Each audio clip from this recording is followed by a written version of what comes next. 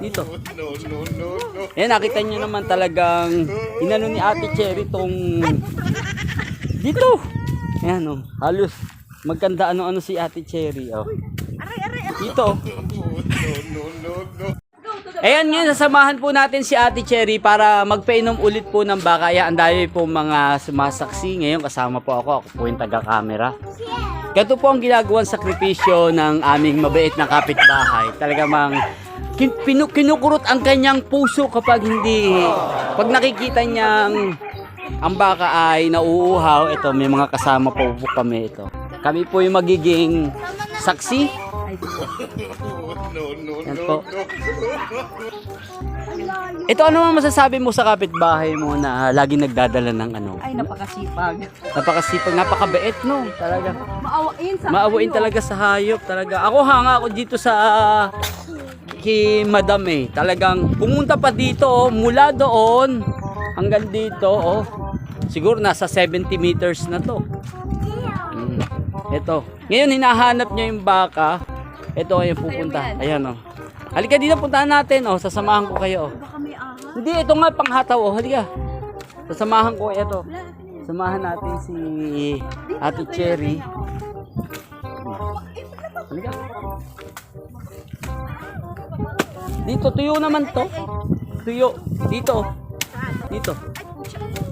Ayan, nakita nyo naman talagang inano ni Ate Cherry tong dito. Ayan oh. Halos maganda ano-ano si Ate Cherry oh. Dito.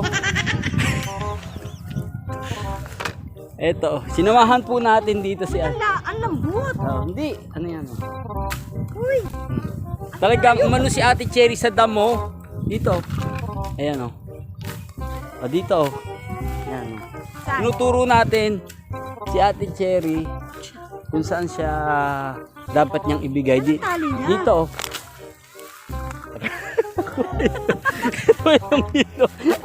Eto dito oh, Ate Cherry dito oh. Para makita yung ano mo, yung dito. Dito oh. Walang tubig, ayan. Ito po yung sakripisyong ginagawa ni Ate Cherry. Tingnan niyo naman, oh, talagang dito. Halika na dito. Ito po. Ayan po ang ginagawa niyang sakripisyo. Ito oh.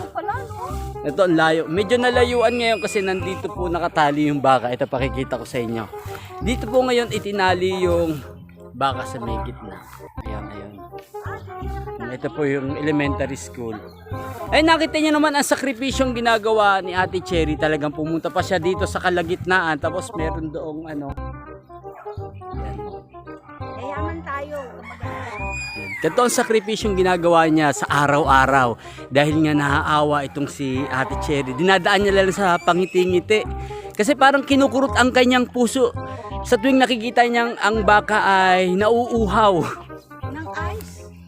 Gustong-gusto niya no. Ayun no. Sa tuwing ang baka ay nakikita niya na nauuhaw, hindi siya mapakali. Gusto niya talagang mapamahal din dito sa baka. Ang kulang na lang po, dalhin niya sa gate na tinutuluyan niya para doon isoga to. Isoga tong bakang to. Ayan oh. Nakita niyo naman ang kanyang kaanuhan sa baka oh. Drink. Ay, ayaw niya mag-drink. Ayan. Kasi sa lugar na to, wala talagang balon na makikita. Wala talagang balon. Ito.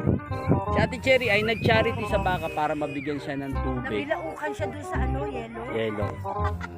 Hinahanap niya siguro ako. Oh, yan oh. Hinahanap niya oh. Hinahanap niya. Ayan oh. Bakit ka dinala dito? Oh, ayan.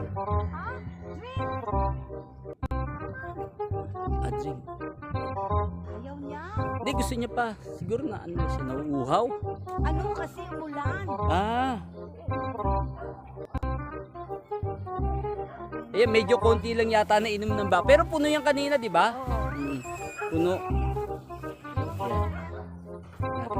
Ayun si Lala.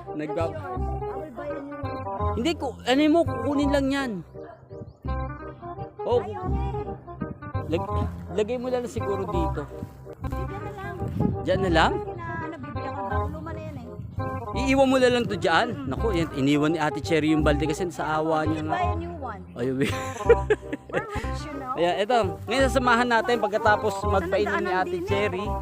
Dito, pagkatapos magpainom ni Ate Cherry, ito. Medyo natatakot yata siya sa daan. Palagyan mo na nga to, senador ng ano? Ito. Cement. Dito. Natatakot si Ate Cherry sa daan. Bakit ang laan mo? Ang lambot. Yeah, pero ano yan eh, medyo putik-putik. Eh, nakita nyo naman, oh. Mula doon yung baka, patungo dito. Talagang ang sakripisyo ni Ate Cherry ay ganito na lang.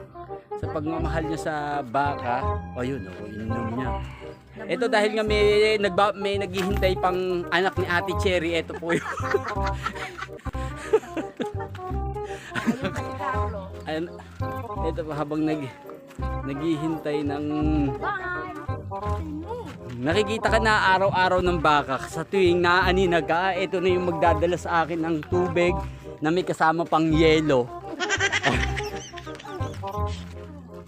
Ito pong ginagawa niya araw-araw sa baka, talagang sakripisyo, talagang ang pagiging maawain ay talagang nasa puso po nito. Sana all. Itong kapitbahay namin.